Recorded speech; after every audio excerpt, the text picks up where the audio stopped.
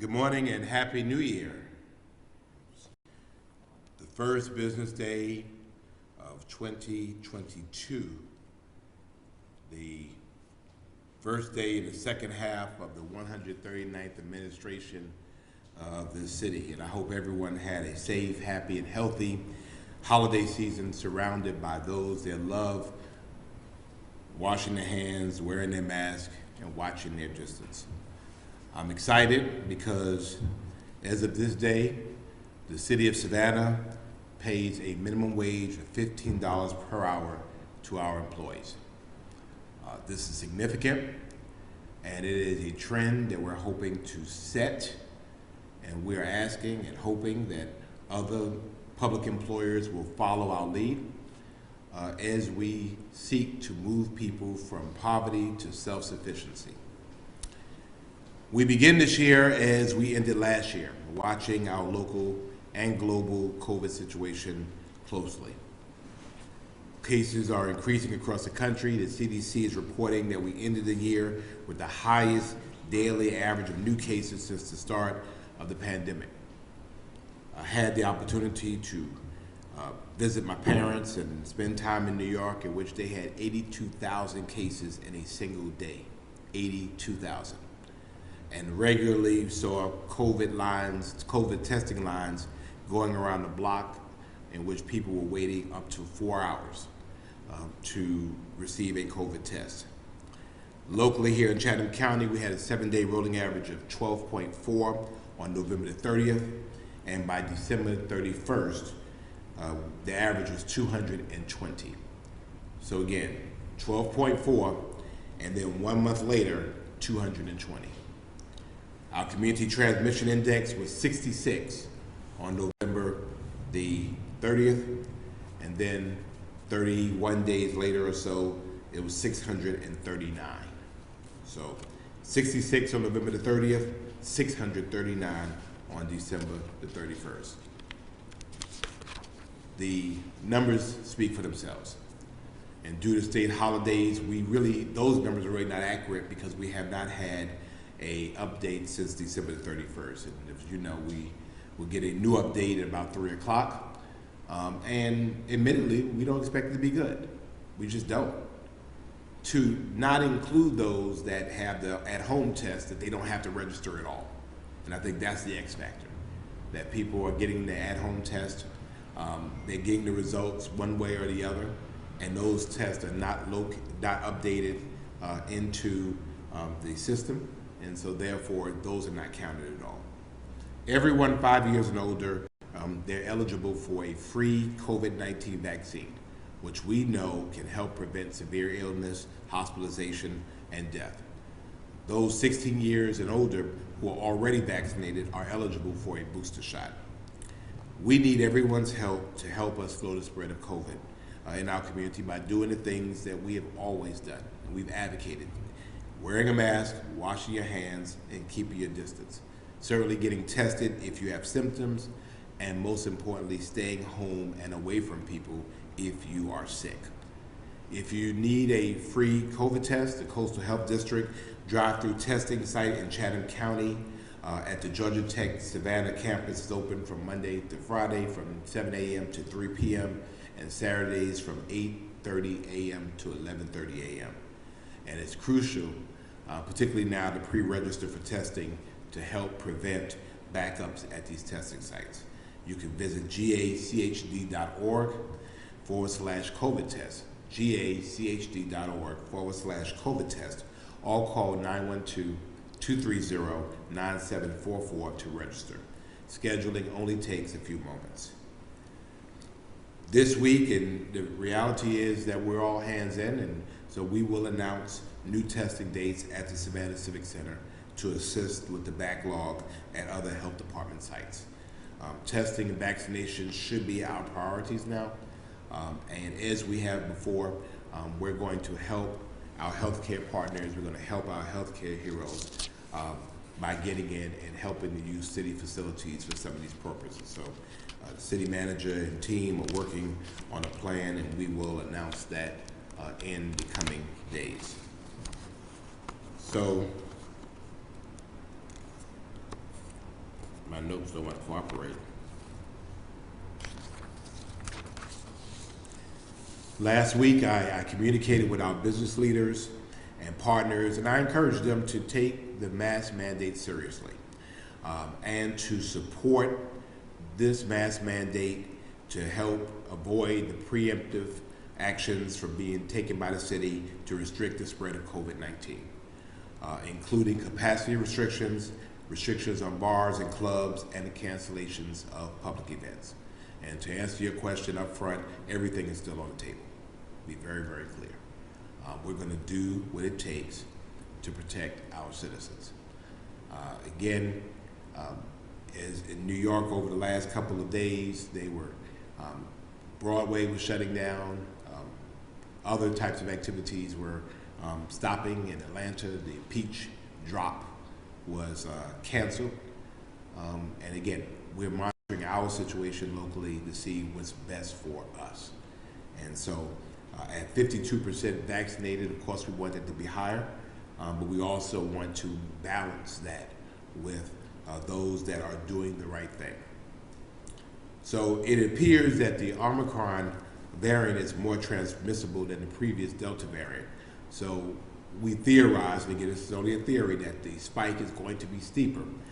But if we use the South African experience as a guide, the duration of the Omicron variant is significantly shorter than the Delta variant. So in other words, people get sick easier, they get sick quicker, but they don't stay sick as long. And if they are vaccinated, we know that they have a different experience from those that are not vaccinated.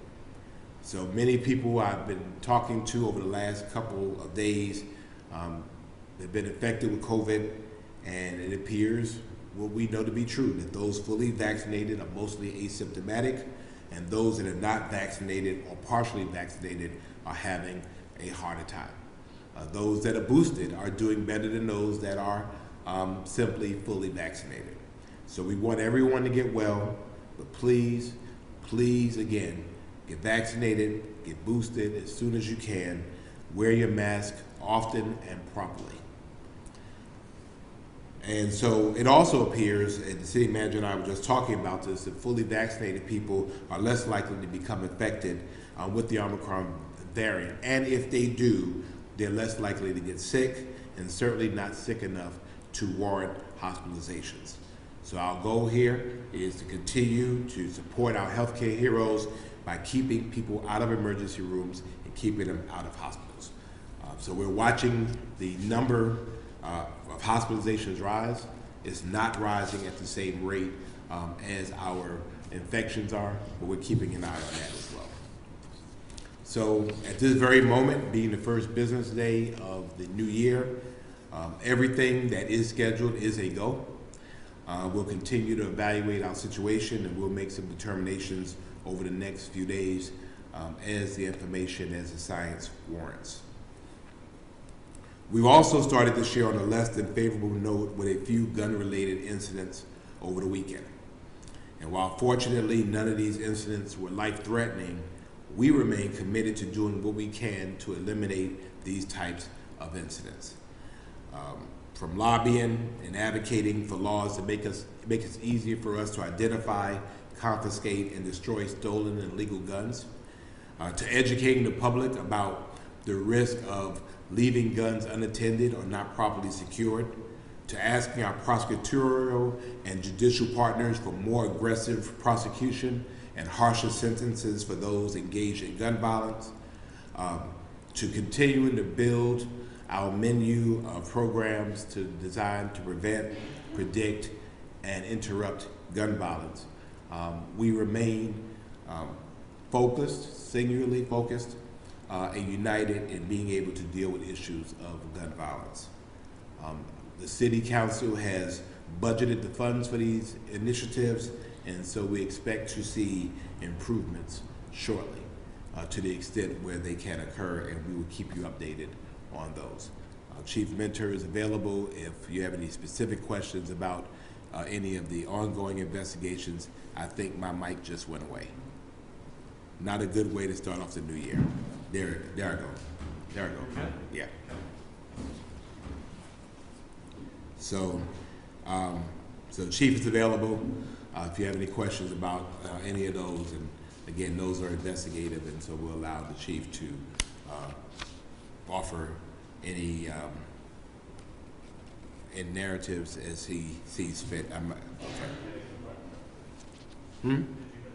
I think I did.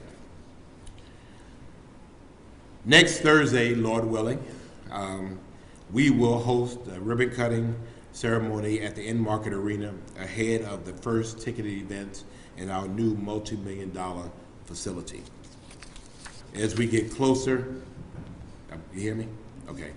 To hosting these events, the city remains focused on minimizing traffic impacts to the surrounding neighborhoods and implementing a temporary parking plan.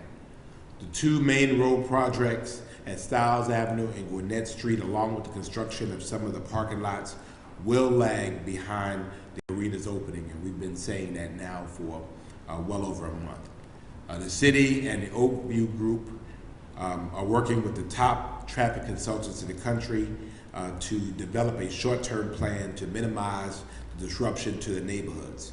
So while the situation is not ideal, it is temporary, but in a way it might be advantageous for us. Rather than turning the faucet fully on, we're able to kind of let it drip and kind of see where things are, and we can make those adjustments. So actually the full opening might be less impactful later than if we did it now. Those living closest to the arena will receive information directly from the city, and we've pledged to communicate about potential impacts that should affect higher traffic volumes in the hours immediately before and after events. Event ticket holders planning to drive and park near the arena will need to reserve a parking space in a temporary parking lot in advance, and then they will receive specific instructions about the route to take to that parking spot. And parking and traffic details will be sent to the email used to purchase event tickets. There will also be a dedicated location for rideshare drop-off, and we're encouraging rideshare drop-off, pickup, Uber, and Lyft, and a free trolley from the historic district to the arena will also be available.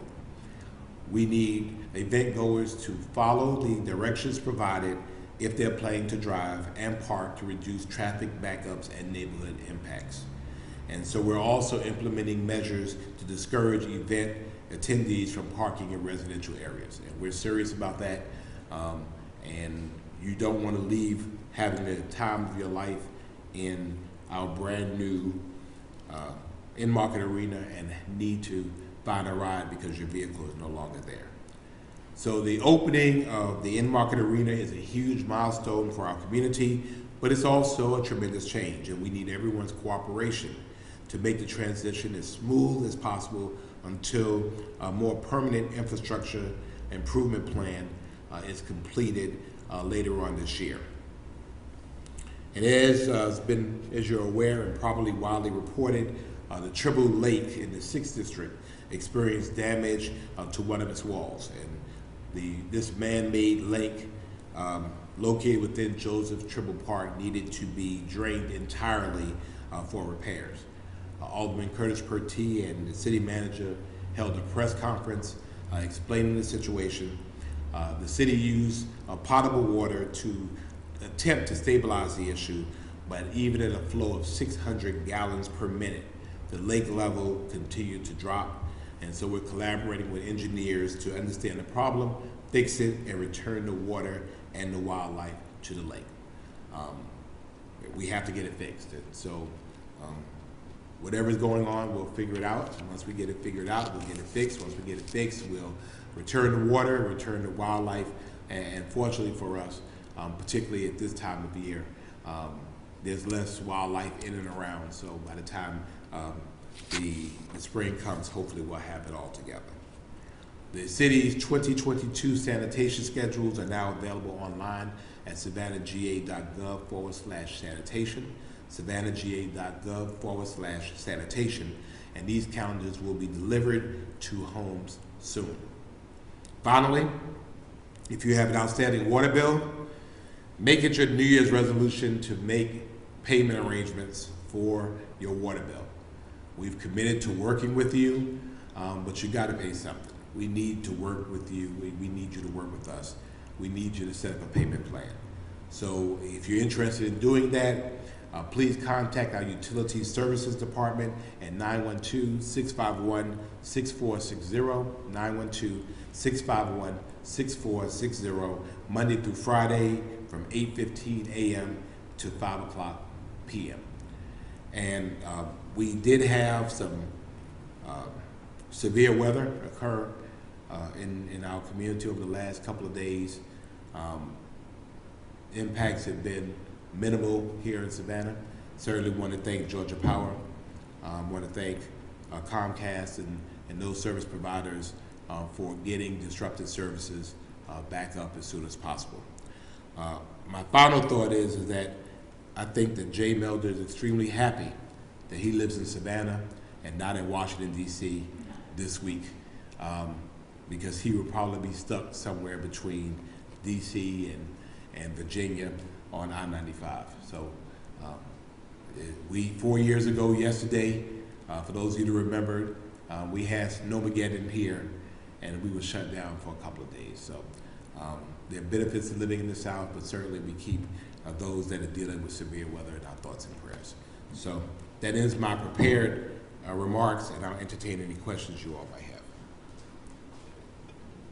Good morning, Mr. Mayor. I was wondering if, I know that you're not anticipating this, but if the COVID surge continues on a lot longer than what's anticipated, would there be any consideration of canceling any events such as St. Patrick's Day? Absolutely. I think we've been very, very clear that our decisions are not social, they're not political, they're based on science. I think that, so the doom and gloom of it is that everything is on the table. If we have to, if the science dictates, if our numbers are extraordinarily high, then, everything's on the table. I think the bright side of that is that as opposed to the years before, we have at least half of our residents that are vaccinated, hopefully more that will get vaccinated. And again, we have a variant that is steeper in infections, but yet is also not as durable as the Delta variant. So I'm hoping that those factors will allow us to be able to move forward. And again, that's why we did not cancel anything over the holidays. Again, we thought about it. We looked at the science. We thought that we could, put our heads down and push through it. And so we'll see what these numbers are. We'll see what the projections are. As far as I know, the MLK parade is still a go. And we're going to have to get people vaccinated. We have to get people to wear those masks. There is a consequence when people get infected, and then we have to make decisions we don't want to make. So that's what we're hoping, and that's what we're working on.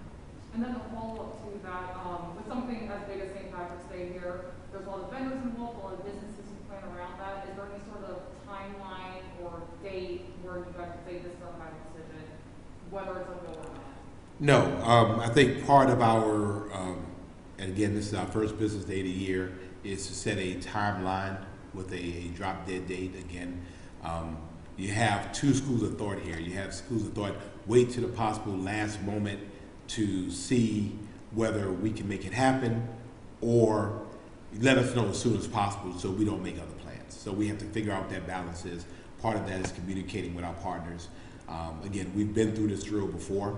Last year we did a similar exercise. So we'll have those conversations. We'll bring them to the table, kind of see where they are in this, see where our numbers are, and we'll just make decisions based on that. I'm hoping that we'll have a St. Patrick's Day parade this year. Kind of piggybacking off of some of the Omicron variant questions. So city buildings now have mask mandates. Yes. So that everything is on the table. Do you see maybe a citywide mask mandate in the future? We all know that the Omicron surge has happened now with data that you have provided. So what does that look like for residents in Savannah? Everything's on the table. And so again, this is the first business day of the year. We don't have the numbers from the 31st. And again, I think that we expected the surge. We expected after Thanksgiving it happened. We expected after Christmas and New Year's. People were turning up over the holidays. They were having the best times of their lives. You know, I'm watching their social media and everybody's just having a great time. And so we expect another surge. The question is, how does the surge translate into hospitalizations? How do the hospitalizations translate into what it is that we do to be able to slow it down? So everything is on, you know, and a citywide mask mandate, whatever the cost, is also on the table. And then, so you mentioned that the surge was expected. So do you think as a city and the mayor that you probably should have looked at ways to cancel maybe New Year celebrations or things to prevent the surge that you just said? No, because in the end, people were going to be where they were going to be. The weather here was phenomenal. People were outside, which is a good thing. You cancel stuff, in this case, people would be inside. And so, you know, there will be a greater risk to be able to spread the virus. So no, I think I'm comfortable with us not canceling things. Again, it's been a scientific approach and certainly something that was approved recommended by our medical advisory team. So no, I'm comfortable with the actions we've taken. You know, we could have canceled everything. I don't think it would have changed anything. You still would have had the surge. So. And then the FDA recommends now that children above the age of 12 can now receive a Pfizer booster. Just wanted to know your thoughts on that. Whatever they say, I'm not a doctor or a scientist. Whatever. I mean, I read them like you all do, and I don't have any children that age, but whatever the science says, I think we should follow it. So I think that if you have young people I mean, obviously we had kids in school today, and you know, we have school districts across the country that have gone virtual. We know that young people are coming back, and so, you know, again, we're waiting to see what all of this means. We know the more people we get vaccinated, we know the better outcome we expect to have. Thank you. Good morning, Mayor. Good morning, sir. I'm doing well. How are you? Can't complain. Yes, sir. So, stemming off of what you just said, is there a little bit of a fear that there might also be a rise in pediatric and youth cases with kids going back to school this week? Absolutely, absolutely. I mean, you think about a little over 2 weeks of young people and not so young people out of school, not structured time, so to speak, where there might be structured activities or structured rules such as mask or social distancing. So yeah, I mean, I think it's a concern here. It's a concern everywhere. We just have to wait and see what the numbers say. We know that the symptoms of the Omicron variant is different and can be mistaken for a cold or a flu. We also know that our flu cases are up. So, you know, it's just the combination of all of those factors, and I think we have to see where the numbers are, see what our health community is seeing, and then kind of create a public safety response from that. And then turning ahead to kind of, I guess you can call it the crime spree that we've had over the last 2 weeks, would you more so relate that just to it being around the holidays? This type of stuff usually happens around this time, or is this a little more unusual for you guys? I attribute it to dumb decisions. I mean, that whatever it was, and again, the chief can talk more about it. I don't know any of the details. Whatever it was a conflict, and somebody chose to resolve that conflict in a deadly way, a potential deadly way, and that there was a gun available. And you know, I think that is, you know, this is the narrative that we face. You know, we can't have police officers accompanying every person. We're in a community where, again, guns are everywhere, and we have very few tools legislatively to deal with illegal guns. We have people that, although they might have been engaged with gunplay, this is not necessarily their first rodeo with guns. So we need them off the streets. And we need to create real consequences, again, for our police department, Savannah Police, the best in the free world. They are making the arrest, and now the arrests have to stick.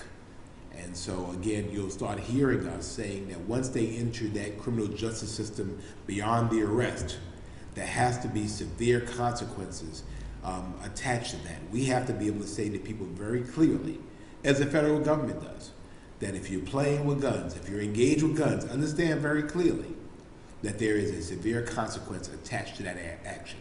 And we know, even on the federal side, both on the drugs and on the weapons side, that people think differently when they're looking at federal time because they know they're going to do the time.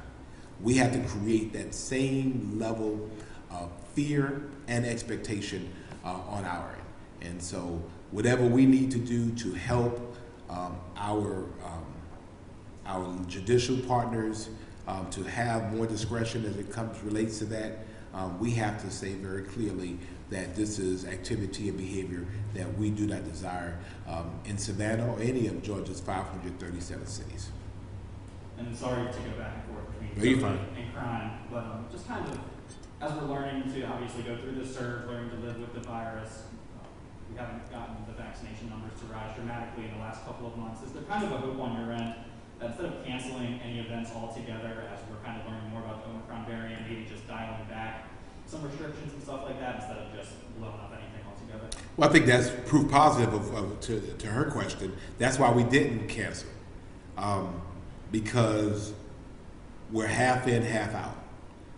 My goal is still, and I'm going to continue talking about it, is to get us to 70% to the point where the narrative is focused on the majority and not the minority. And so if we're able to have restrictions that are not punitive, I think that's better for everybody. So that's why we have to push on getting people vaccinated. And again, you know, of course we took a risk by not canceling things, but again, we have to at some point be able to move on from this.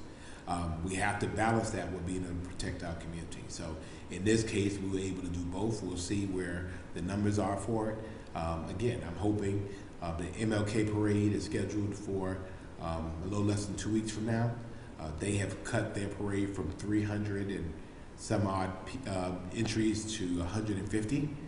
So we might look at trying to find ways to dial back to be able to both accommodate the need for people to live, but also to accommodate the need for public health. Thank you very much. Morning, sir. Good morning, sir. I did want to ask if the city is committing to a particular deadline with regards to the St. Patrick's Day festivities, as far as knowing how much it will be or whether it will be scaled back or permits granted. First business day of the year. I'm walking into this building 30 minutes ago. Team has been all over living their best lives. We're going to regroup and kind of figure out, except for the chief of police. We'll regroup and kind of see where we are. We'll bring partners to the table and start establishing deadlines. Again, we want to be very clear and methodical. We want people to be very clear about the timelines that we're going on and the metrics by which we base it. So we don't want to be any surprises. We want to plan with people. And, you know, again, we'll use the same type of methodology. We want to be able to have events as best we can and not be able to restrict them as best we can. But again, all that depends on the numbers. I know you mentioned the vaccine rate here in Chatham County. What is it within the city organization, and have there been any disruptions in city services during this week? I believe we're at 70 some odd percent. 70% of city employees are vaccinated. We expect that we have city employees that have been affected by COVID.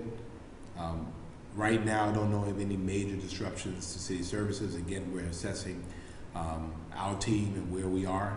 Again, when you have 70% of your employees vaccinated, that's 7 out of 10. That means that people, if they get infected, are going to be sick much less. They're not going to require hospitalization. So that's a good sign for us. So we also will continue pushing. We'll continue even pushing vaccinations. Of course, the incentives are over, but we'll continue to push on those 30% to be able to be vaccinated. So.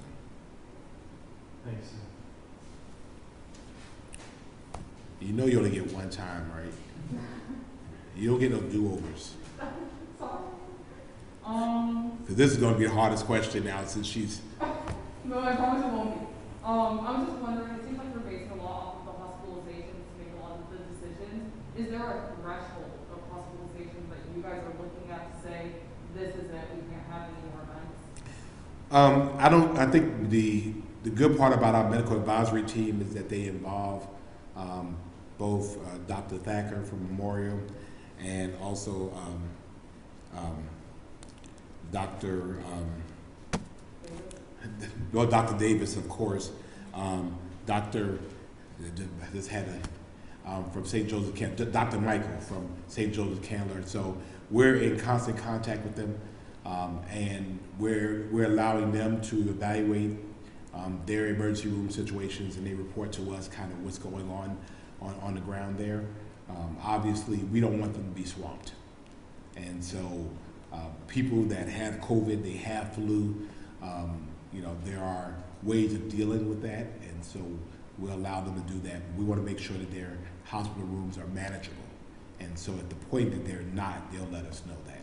And so we receive their hospitalization numbers, and that's the important thing. Not only the hospitalizations of people who have been admitted, but also the people coming into their emergency rooms, because then you have your other things that people come to emergency rooms for. We'll watch that daily.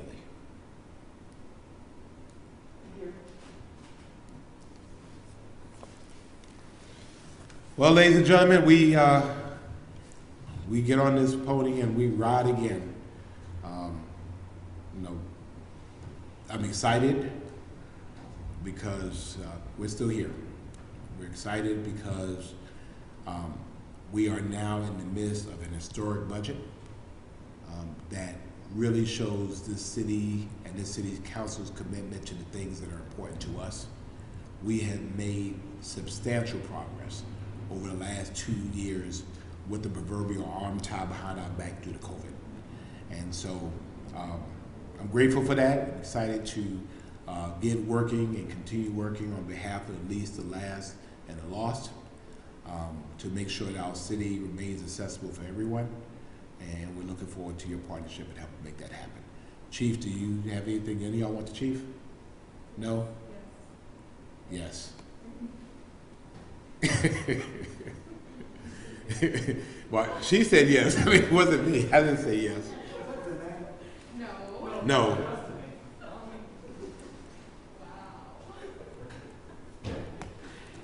That was not a good look.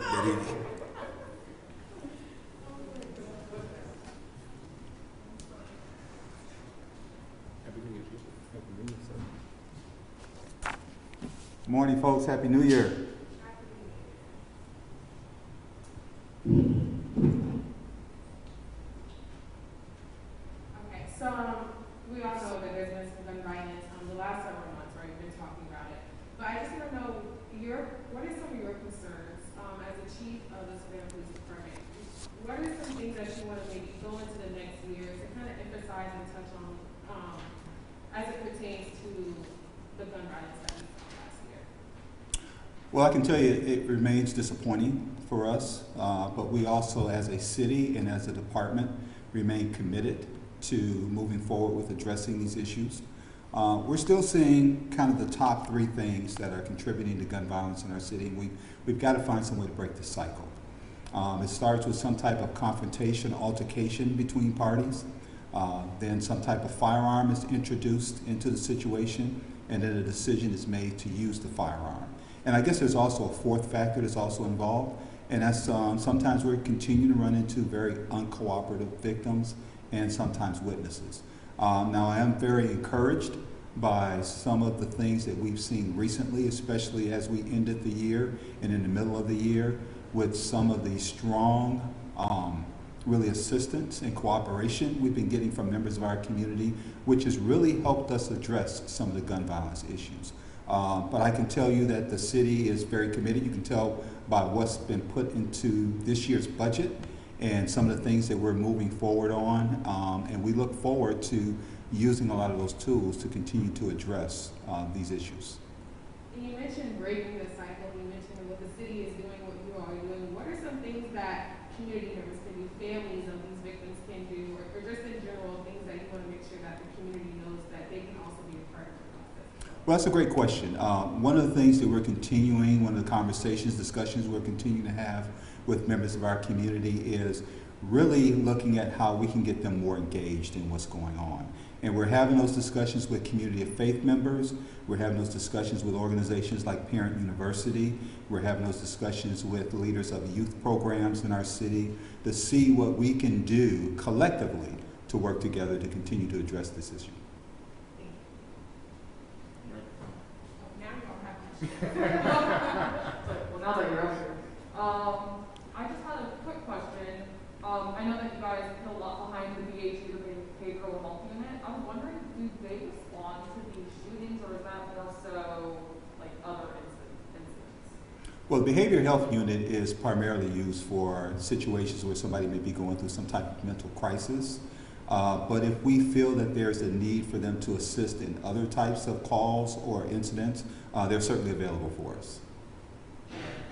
And then I know that there was, sorry, but that shooting that happened, I believe, on Friday night, where there were two very close together downtown. They happened like around the same time. Were those connected? Right now, they're still conducting that investigation, but right now, preliminarily, it appears that that was one incident connected. Thank you. How you doing, Chief? Morning. So you talked about some new initiatives and programs coming to the force in 2022. Can you talk about some of those that you're most excited about maybe this year? Well, I'm sure you've probably seen in this year's budget, the city manager has proposed funding for the Office of Neighborhood Safety and Engagement. Within that is going to be the position of the End Gun Violence Director. So that's one thing we're very excited for. There's also funding that has been designated for our Cure Violence Global Violence Interrupters program. So we're looking forward to getting that up and running. Also continuing funding for our PALS program, Police Athletics and Activities League, and also continuing funding for Savannah Impact program. So those are the things that we're looking at that we think will assist us in having an impact in some of the gun violence in our city.